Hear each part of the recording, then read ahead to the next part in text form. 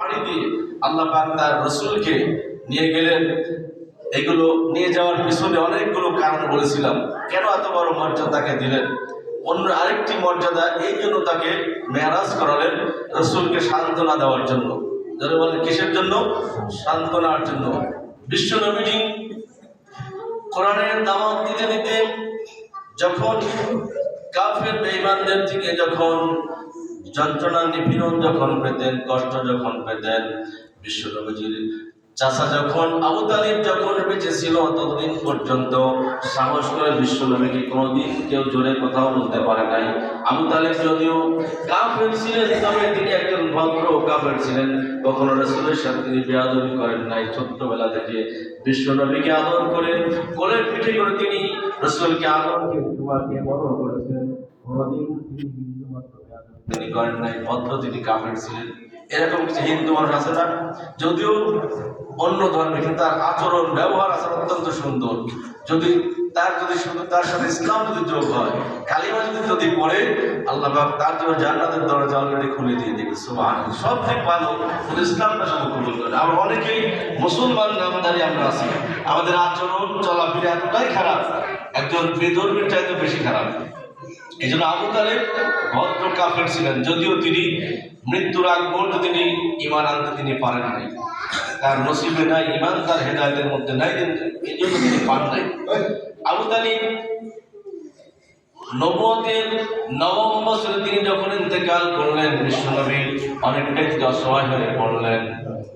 এরপরে তার কিছুদিন পরে বিশ্বনবীর সহধর্মিণী আমাদের আম্মা জান খাদিজাতুল কুবরা রাদিয়াল্লাহু তাআলা আনহা ইন্তেকাল করলেন। আমার নবীজি অসহায় হয়ে পড়লেন, বিশ্বনবী চিন্তিত হয়ে গেলেন। তিনি চতুর্দিকে অন্ধকার দেখতে লাগলেন। কাফের বেঈমানরা বিশ্বনবীকে চরম যন্ত্রণা নিপীড়ন দেওয়া শুরু করে দিল। আমার নবীজি মক্কার জমিনে দাওয়াত দেওয়া চিরতরে বন্ধ করে দিল। আবু জাহেলের গোষ্ঠীরা নবীজি তার পালক পুত্র জায়েদকে সঙ্গে করে নিয়ে বিশ্ব নবীজি জায়েদকে ডাক দিলেন, জায়েদ চলো, আমরা পাশে আমরা চলো এই দেশ ছেড়ে চলো, আমরা অন্যত্র চলো, আমরা ইসলাম প্রচার করে কোরআনের দাওয়াত দেই।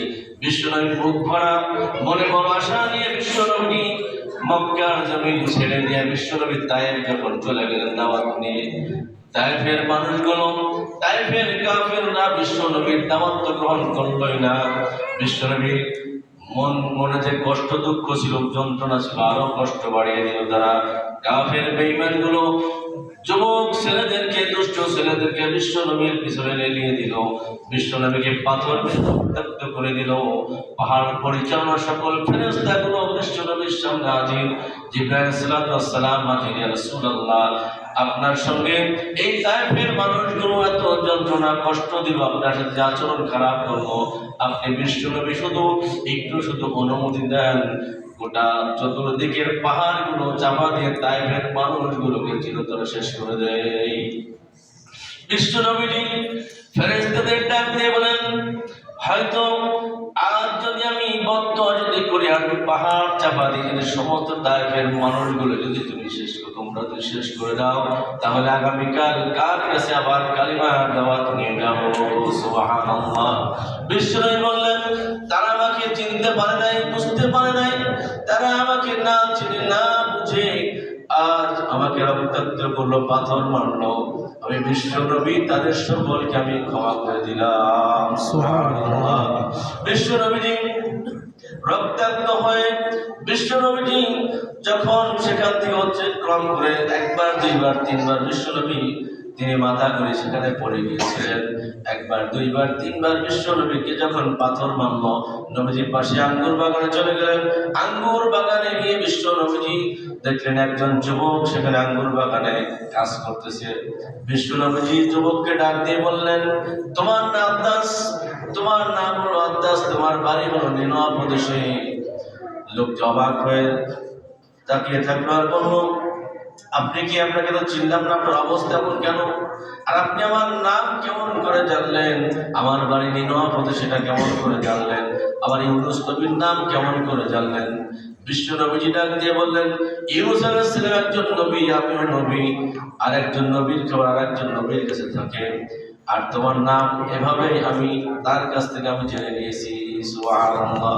তিনি বলেন আমি হলাম আখিরি জামানায় পয়গম্বর মুহাম্মদুর রাসূলুল্লাহ সাল্লাল্লাহু আলাইহি ওয়াসাল্লাম। লোকটি সঙ্গে সঙ্গে পরিচয় জানতে পেরে বিশ্বনবীকে সেজদা দিতে যখন আগায় যাবেন, বিশ্বনবী নিষেধ করলেন এবং সেজদা দেওয়া ইহুদি খ্রিস্টানদের কাজ, সেজদা তিনি নিলেন না। বিশ্বনবীর বুকে টেনে নিলেন আর ওই আব্বাস কি করলেন, আঙ্গুরের বাগান থেকে আঙ্গুর রস করে বিশ্বনবীকে এক গ্লাস আঙ্গুরের রস খাওয়াই দিলেন। বিশ্বনবী কিছুটা সুস্থ হয়ে গেলেন। এবার বিশ্বনবীজি ভাঙা মন নিয়ে কষ্ট দুঃখ নিয়ে আবার মক্কার জমিনে ফিরে আসলেন। রাতের বেলায় বিশ্বনবী যখন বিছানায় যখন ঘুমায় থাকতেন, হঠাৎ করে রাতের বেলা তার ঘুমটা ভেঙে যেত। বিশ্বনবী ডান পাশে হাত দিতেন, বাম পাশে হাত দিতেন, এদিক ওদিক খোঁজাখুঁজি করতেন। তিনি যেন তার স্ত্রী খাদিজাকে পাশে পাচ্ছেন না, মনের মধ্যে অনেক কষ্ট। মক্কার মানুষ কোরআনের দাওয়াত দিতে দেয় না, এমন যখন চতুর্দিক থেকে বিশ্বনবী মনে মনে যখন কষ্ট দুঃখ যখন ভোগ করতেছিলেন, এমন সময় আরশের মালিক রব্বুল আলামিন বিশ্বনবীকে নিজের বাড়ি দাওয়াত দিয়ে দেওয়ার জন্য জিবরাইল আলাইহিস সালামকে পাঠিয়ে দিলেন, যাও আমার নবী এই মুহূর্তে কষ্ট দুঃখ ভোগ করতেছে, আমার নবীকে খুশি করার জন্য আমার বাড়িতে বিশ্বনবীকে দাওয়াত দিলাম, নিয়ে চলে আসো। সুবহানাল্লাহ। নবীকে সান্ত্বনা দেওয়ার জন্য আল্লাহ তাআলা রাসূলকে নিয়ে গেলেন, দেখালেন কত জিনিস। রাসূল দেখলেন জান্নাত, দেখলেন জাহান্নাম, দেখলেন জান্নাতের ভিতরে কি শান্তি দেখলেন, জাহান্নামে কি। রাসূল স্বচক্ষে তিনি এটি দেখে আসলেন, এসে দুনিয়ার মানুষকে তিনি জানালেন। সেই নবীজি যিনি স্বচক্ষে দেখেছেন, তিনি দুনিয়ার মানুষকে যেটা জানিয়েছেন, সেই রাসূল আমাদের হলো প্রাণের চাইতে প্রিয়। জোরে বলার ঠিক না ঠিক? তিনি যেটা বলেছেন ওটা হলো আইন, ওটাই ঠিক, এর ব্যতিক্রম কখনো হওয়ার সম্ভাবনা নাই। অতএব রাসূল যখন আল্লাহর সাথে যখন দিদার যখন করবে, একবার দুইবার নয়, কিতাবের মধ্যে এসেছে রাসূল আল্লাহর সাথে 10 বার তিনি দিদার করেছেন। বলেন সুবহানাল্লাহ। কেমন করে? রাসূল যখন চলে আসতেছিলেন তখন উম্মতের জন্য আল্লাহ তাআলা 50 ওয়াক্ত নামাজ দিয়েছিলেন। জোরে বলেন কত ওয়াক্ত? 50 ওয়াক্ত নামাজ। পথিমধ্যে পঞ্চম আসমানে একজন নবীর সাথে সাক্ষাৎ, মুসা আলাইহিস সালাম, তিনি বাধা দিয়েছিলেন আর বলেছিলেন আল্লাহ আপনাকে কি দিল? বলে 50 ওয়াক্ত নামাজ। বলে আপনার উম্মত পারবে না, লম্বা কথা। একবার তিনি ফিরাইয়া দিলেন, তিনি গেলেন। প্রথম একবার সাক্ষাৎ হয়েছে, আবার দ্বিতীয়বার সাক্ষাৎ হলো। এরকম করে 9 বার গেলেন, 5 ওয়াক্ত করে কমাই দিলে 45 ওয়াক্ত হয়ে গেল। থাকলো কয় ওয়াক্ত? 5 ওয়াক্ত নামাজ আপনার উম্মতের জন্য ফরজ। এরকম মোট 10 বার, 9 বার আগে একবার, 10 বার তিনি আল্লাহর সাক্ষাৎ লাভ করেছেন। হাদিসের মধ্যে এসেছে যে মুসা আলাইহিস সালাম তিনি কেন বারবার ফিরিয়ে দিলেন? তিনি আল্লাহর সাথে তিনি কথা বলতেন কিন্তু দেখতে পেতেন না।